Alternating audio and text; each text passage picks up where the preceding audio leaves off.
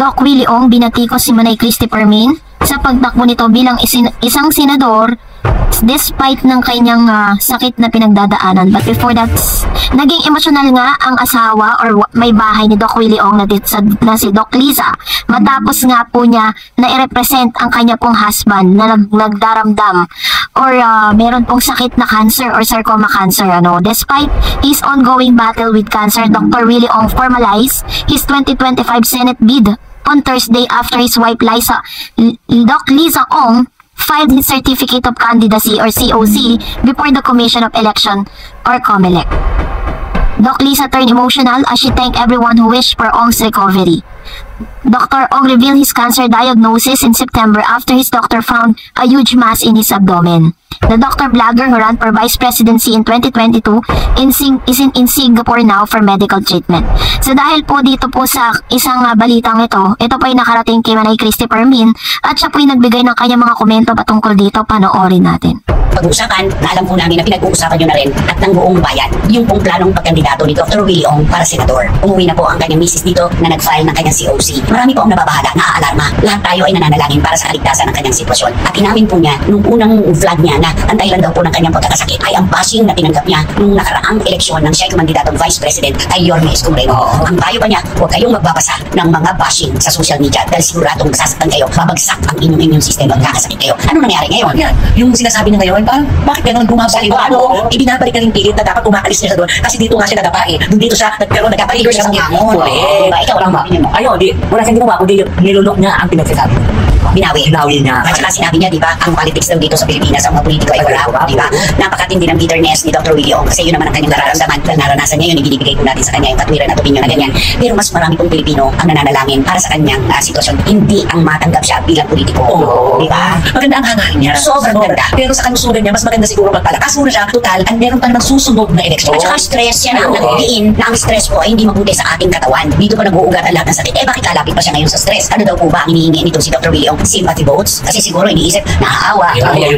Yan, parang ganun. Pero kahit pa, hindi na dapat. Ba't kaya pumayag ang pamilya niya? I'm sure siguro, parang siguro hindi na pumayag. Pinagbigyan na lang talaga. Pinagbigyan na lang dahil ang gusto niya. Kasi parang si Dr. Willie Ong, alam mo naman, napaka-strong din yan. Nagbibigay payo na yan. Talagang straight to the point. Dapat gawin dyan. Ito pa lamang sa mga naibigay niyang tulong sa ating mga kababayan na nagte-text, nagpapadala ng email. Sobra-sobra na po ang kanyang napatunayan sa kabutihan ng kanyang puso. Hindi na po niya kailangan pang tumakbo sa ganitong kalagayan niya ngayon para lamang maipakita niya kung gaano kaganda at busilak ang kanyang puso para sa ating mga kababayan. Yun ay kinalulungkot niya. Actually, talagang gusto niya talaga mangyari. Ilalaban niya to, bahala ng Diyos, naniniwala siya na magkakaroon ng himala at maipapanalo niya to dahil maganda ang kanyang adhikain sa bayan. Nagbigay nga ng payo itong si Manay Christopher Min kay Doc Willie Ong na parang sinasabi niya sa kanya pong updates na ginagamit daw di umano ni Doc Willie Ong ang kanyang pagkakasakit to have a sympathizer or to sympathize para po makihingi ng simpatsya sa lahat ng mga botante sa Pilipinas.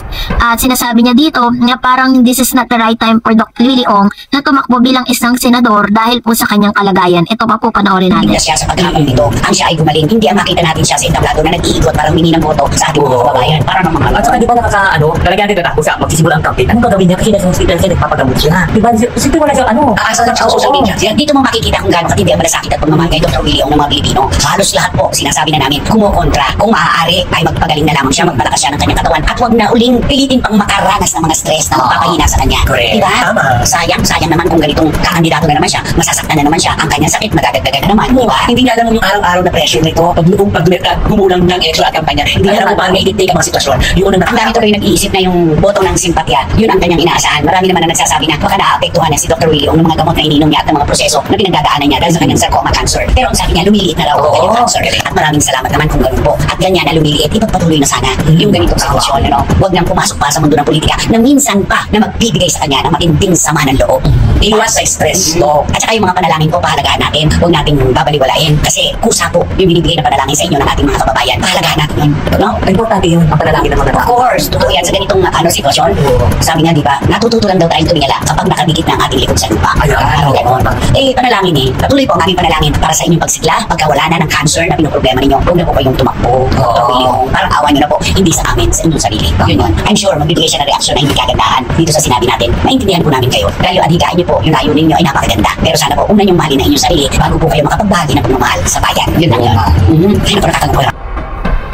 Manay Christy Permin empathize and he emphasized dun po sa kanyang statement na parang hindi daw di umano capable or able itong si Doc Willie Ong na tumakbo bilang isang senador dahil po sa kanyang pinagdadaanan. Ito po'y malayo sa sinabi ni Lolita Go or Lilito Go na meron po siyang Facebook page. Sabi niya, I'd much rather have a senator with weekend body but a healthy soul, that one who may be physically fit but is sick in mind and spirit. A few days with someone like Doc Willie Ong are far more valuable than enduring 6 long years under traditional politician who bring nothing but hell and misery.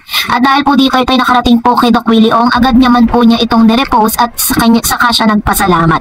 Ito po'y malayong-malayo doon po sa mga statement na inilabas ni Manay Christy Permin, and according to her, inaasahan niya po na sasagot si Doc Willie Ong sa lahat ng kanyang mga sinabi. Pero base naman po sa statement ni Manay Christy Permin ay tila baga wala naman siyang masamang intensyon or hindi porkit hindi siya aprobado sa pagtakbo nga ni Doc Willie Ong bilang isang senador ay sinasabi niya na parang hindi siya karapat-dapat.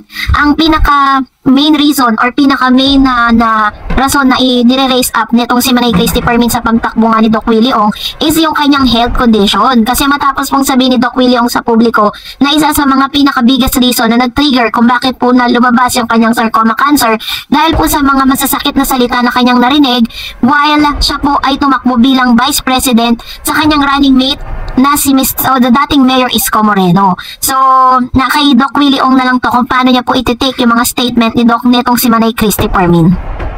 And kayo po, ano pong inyong saloobin patungkol dito? Comment down below. And that's it for today. For more videos and updates, please don't forget to like and subscribe. And please don't forget to follow my Facebook page, Dar Eds TV. God bless everyone!